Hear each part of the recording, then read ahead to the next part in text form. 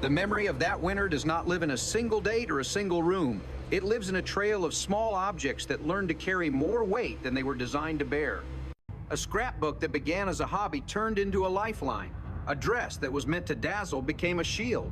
A shirt torn for a joke exposed a price no one wanted to pay. A bar glass heavier than it needed to be tried to keep a room upright during a long 5 minutes. A pineapple crown taught a lesson about readiness and hospitality that no sermon had worded quite so well. A candle lit with hands that knew stoves and laundry and lullabies remembered how to say what words could not. When you line up those objects, you can trace the bunkers across a week that widened into a season and then settled into the permanent furniture of who they are. Beverly LaSalle arrived first, not because she wanted to teach a lesson, but because she wanted, like every out-of-towner on a cold day, to be where the light and the laughter were. She swept into Edith's living room with the confidence of someone who knows exactly where to place her elbows among people who will forgive any flourish. And with that confidence, she did something delicate to the air. She made it easy to be kind. Edith knew the feeling and doubled it. She fluttered and fussed in the way of women who have managed households so long that they can turn worry into welcome without anyone noticing the conversion. Archie grumbled because that is how he manages the stress of unfamiliar joy. But even he could not erase the pleasant strangeness of a room that for one bright hour looked like Broadway's dressing room and a queen's kitchen at the same time. The scrapbook appeared the way good symbols always do, without fanfare. It was glue and newsprint, and care and index of a friend's public sparkle held together by a private patience. Beverly read it as if it were an award. In a better week, the evening would have ended with leftover cake and a joke about Edith's coffee. Instead, the city reminded them that the line between a stage and a street can be very thin and very cruel. The blow that fell in the parking lot did not create a new philosophy. It simply broke something that had been holding the old one together. Mike returned with the shaken look of a man who has been shown his own face from a distance. Beverly did what brave people do without asking why bravery keeps choosing them. She moved toward danger because someone she loved was closer to it than she could stand. The hospital voice that ended that story never learns how to carry the news kindly. It gets better at being calm, not better at being merciful. Grief arrived with a punctuality that felt obscene. In the bunker house, it scattered itself according to temperament. Archie tried to regain balance with categories, words like normal used as if they were locks for the doors, only to find that categories do not bend fast enough for the speed at which real life collides with people. Gloria tried justice on her tongue and then traded it in the quiet for tenderness. Mike tried to pay a debt that can only be honored, not balanced. Edith did not argue with God. She withdrew to the porch and waited until the world offered a room in which her love for Beverly could sit without being corrected. What came next would have looked random to a stranger. A television prankster tore Archie's souvenir shirt, and a $50 bill dangled like bait to make outrage pass for humor. The bait dragged a camera behind it. The camera begged Edith to say a simple sentence and point a simple finger. All she had to do was pretend one half was brighter than the other. But Edith's honesty is not the aggressive kind that enjoys contradicting people. It is the reflexive kind that does not ask permission before acting. She pointed where the clean was. She did it again and again, despite the pleading look of a man whose job title is make pretend look plausible. The set lost its patience, then its budget, and finally its purpose. Edith gained nothing except the only thing she really cares, to keep the peace that follows doing a small thing properly, even when the world would have paid for a little complicity. When the phone rang, later offering to try again with a fresher script, she declined so gently that no one could be offended, and so firmly that no one could be confused. It is fashionable to celebrate courage when it is noisy. Edith's kind arrives on quiet feet, rejects a lie with a nod, and goes back to the stove. If one scene writes the counter melody to that gentleness, it is the Super Bowl at Archie's bar. He prepared for it the way men like him prepare for any season of hope, with numbers and glassware, with specials whose arithmetic isn't dishonest, so much as it is playful with a poster on the window that promised more than it said. The room filled the way good rooms do by degrees, with coats over chairbacks and laughter that gains confidence as it bounces from face to face. Then two men with pistols taught everyone how fast a party can become a geometry problem. The command to drop their pants was not about theft. It was about turning a room into a joke against itself. If humiliation has chemistry, it is the kind that evaporates slower than fear. Archie obeyed. For the reason decent men obey in moments like that, because a story you can live to be embarrassed by is better than a story somebody else has to tell about you. When the guns and the money were gone, the bar had to decide what kind of place it wanted to be. It chose to be a room where laughter returns at half volume first, then full, and where a ceiling patch does not need to match the old paint to count as a repair. The sign went back up, the glass felt heavy in the hand again, the cash drawer held less than it should and more than it might have. That is what recovery looks like on the scale of a corner saloon. Into the apartment, carrying neither lecture nor luggage, came Aunt Iola. She was a disruption only in the sense that a clean breeze disrupts a room that has been too careful about being still. She brought a book that made Archie blush and Edith grin, and Gloria invent new ways to tease the men in her life. She made her bed tight and her presence light. The plan had been to hand her off to another branch of the family, but plans behave like bad weather. In the neighborhoods where the Bunkers live, they change. An appendectomy in a different kitchen canceled a guest room, and suddenly the spare space that isn't quite a spare room had to become a home. Archie performed his outrage like a habit he was trying to quit. Edith met logistics with lessons the pineapple trick at the top of the list. Tug a leaf. If it releases, without argument, the fruit is ready. Hospitality, she implied, works the same way. Let go of what you weren't meant to hold tighter than necessary, and sweetness announces itself. By the time the taxi came to carry Iola toward Emily's place, the apartment had been practiced into something even Archie could feel proud of, a home that can contain a guest without losing its shape. The invitation from the church rested on the table for a full day before it found its true weight.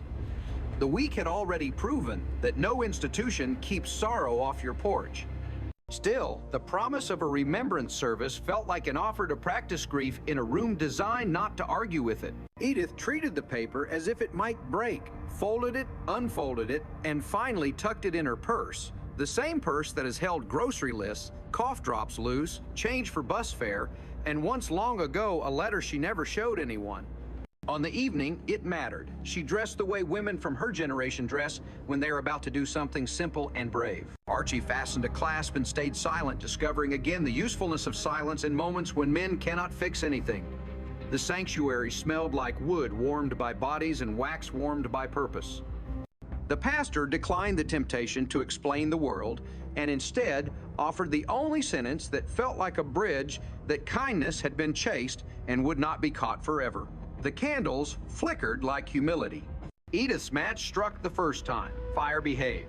Faith did not rush back. It found a chair. Between these larger turns, the bunker day kept its rhythm, which is the secret one learns after any hard week. The world does not slow down to match your sorrow. It expects you to carry sorrow as you move the way you carry groceries and mail and the stories of your neighbors. Joey tugged at Archie's sleeve and taught him that tenderness is a place you visit on a technicality and stay in because the room is warmer than you expected.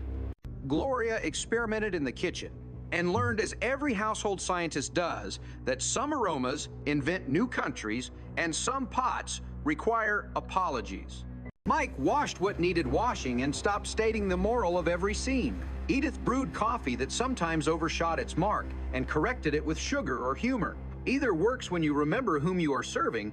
In that small choreography, plates down, lids on, voices softening just before bedtime, the apartment converted extraordinary days back into ordinary nights without insulting the memory of what had been extraordinary. Archie's changes could be measured only by the people who listened to him the most. Strangers would have missed them. He still told the same complaints, but he told them from slightly farther back, like a man giving himself time to decide whether the punchline might hurt someone he loves. In the bar, he poured without daring people to challenge the measure, and when a patron tried to build a joke on someone else's difference, Archie raised an eyebrow high enough to function as policy. He would be embarrassed to hear this called leadership. He would, however, accept the description of a room that he insists be safe for his wife to enter at any time. That is in practice the same thing. Edith's changes were easier to spot if you paid attention to the cupboards. She returned the scrapbook to its drawer, not as an act of hiding, but as an act of keeping. She found ways to include Beverly in the day that did not require capital letters, a remembered line in the clink of a plate, a corrected pronoun offered without ceremony, a tenderness extended to a stranger at a bus stop, because habit has a way of becoming principle once it has been practiced under pressure. Her refusal to do the commercial taught her nothing she did not already know. It simply reminded everyone else that a person who will not trade truth for convenience offers a kind of civic service to any room she's in. When she spoke of the church service afterward, she did not use the words closure or healing. She said, "The candle was pretty, and those who knew her heard the entire theology behind it. Beauty is a kind of permission for wounded people to keep going." Everyone else found their dimensions accordingly. Gloria kept her temper as a tool, not a hobby. She used it when a conversation required a wedge to let air in and set it down when the room had enough oxygen to breathe without it. Mike preferred to work in the background. He did not renounce his speeches. Men like him need to know the world can be argued with, but he delivered them to the mirror and to the sink and to the inside of his own rib cage more than to the people who already understood. Joey, not privy to the week's seriousness, performed his essential function in any family under stress. He asked for simple joys and got them, thereby saving everyone else from the arrogance of believing that only large acts matter. What the household learned, though no one called a meeting to declare it, is that integrity and dignity arrive by alternating currents. Integrity is what you practice when nobody can make you lie, and yet everyone would be relieved if you did. Dignity is what you practice when somebody tries to make a joke out of your body and you decide to outlive the punchline. Hospitality is what you practice when a plan falls through and a suitcase lands in your hallway. Faith is what you practice when you light a wick and let it sit near a name you can't speak without breaking. These things are not philosophies, they are household arts, the kind you learn the way you learn to fold a fitted sheet badly and keep folding it anyway, because the goal is not elegance, but consent from the linen closet. The bar's patch ceiling never matched perfectly, and Archie decided that was correct. The sign in his window kept its ambiguous arithmetic, and he decided that was also correct. His customers understand the joke and the truth simultaneously, which is a skill the week had been trying to teach them in more urgent ways.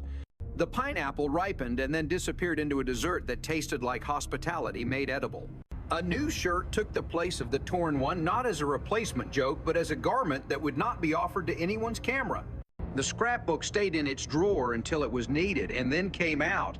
And when it came out, it did not feel like reopening a wound, but like inviting a friend to sit for a while. The candle stubs collected in a small saucer near the sink. Anyone who has lived long enough knows that saucers like that are better archives than framed photographs. If you wanted the whole chain of days distilled into one picture, you could do worse than the sight of Edith at the sink after midnight rinsing a cup. She could have left for morning, pausing to touch the rim with her thumb the way you touch a forehead to check for fever. Behind her on the chair is Archie's coat, heavier than it looks, carrying the smell of the bar and the street and some road salt from a curb he didn't quite clear. On the table is a note from Gloria about a babysitting shift and a second note from Mike about trash pickup, both written like small contracts with the future. In the drawer is the scrapbook.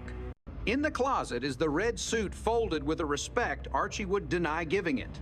On the counter, a pineapple crown missing a leaf. On the windowsill, the stub of a candle that lit a name and then went out exactly when it should. The apartment is not special. It is not meant to be. It is the kind of place where the extraordinary takes its shoes off and becomes survivable.